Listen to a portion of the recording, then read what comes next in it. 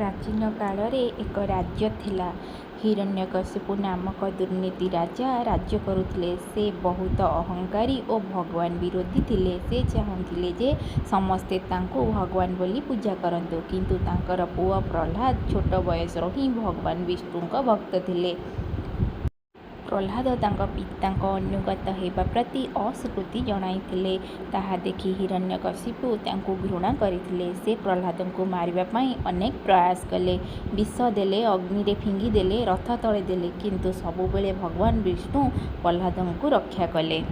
ଏହା ଦେଖି ହିରଣ୍ୟକଶିପୁ ତାଙ୍କର ଅତିରିକ୍ତ ଅହଙ୍କାରରେ କହିଲେ, ତୋ ଭଗବାନ କ'ଣ ଏଠି ଅଛି? ଏ ସ୍ତମ୍ଭରେ ଅଛି କି? ପ୍ରହ୍ଲାଦ ଶାନ୍ତ ଭାବରେ କହିଲେ, ଭଗବାନ ସବୁଠି ଅଛନ୍ତି, ସେ ଏଠି ମଧ୍ୟ ଅଛନ୍ତି। ସେତେବେଳେ ହିରଣ୍ୟକଶିପୁ ଏକ ସ୍ତମ୍ଭକୁ ଘୁଷି ମାରିଲେ ଓ ହଠାତ୍ ତାହାରୁ ଭଗବାନ ନରସିଂହ ରୂପେ ଆବିର୍ଭାବ ହେଲେ, ଅର୍ଦ୍ଧ ସିଂହ ଅର୍ଦ୍ଧ ମାନବ ରୂପେ। ସେ ସନ୍ଧ୍ୟାବେଳେ ଦ୍ୱାରରେ ଓ ଜମିନ ଓ ଆକାଶ ମଧ୍ୟରେ ହିରଣ୍ୟକଶିପୁଙ୍କୁ ଦଳିଦେଲେ। ଏହିଭଳି ଭକ୍ତ ପ୍ରହ୍ଲାଦଙ୍କ ଭକ୍ତି ଓ ସତ୍ୟର ବିଜୟ ହେଲା। ଏହି କାହାଣୀରୁ ଆମେ ଶିଖିବାକୁ ପାଉ ଯେ ଯଦି ଆମେ ସତ୍ୟ ଓ ଭକ୍ତିରେ ଅତୁଟ ରହୁଛୁ, ତେବେ ଭଗବାନ ନିଶ୍ଚିନ୍ତ ଆମକୁ ସୁରକ୍ଷା କରିବେ। ଜୟ ଜଗନ୍ନାଥ।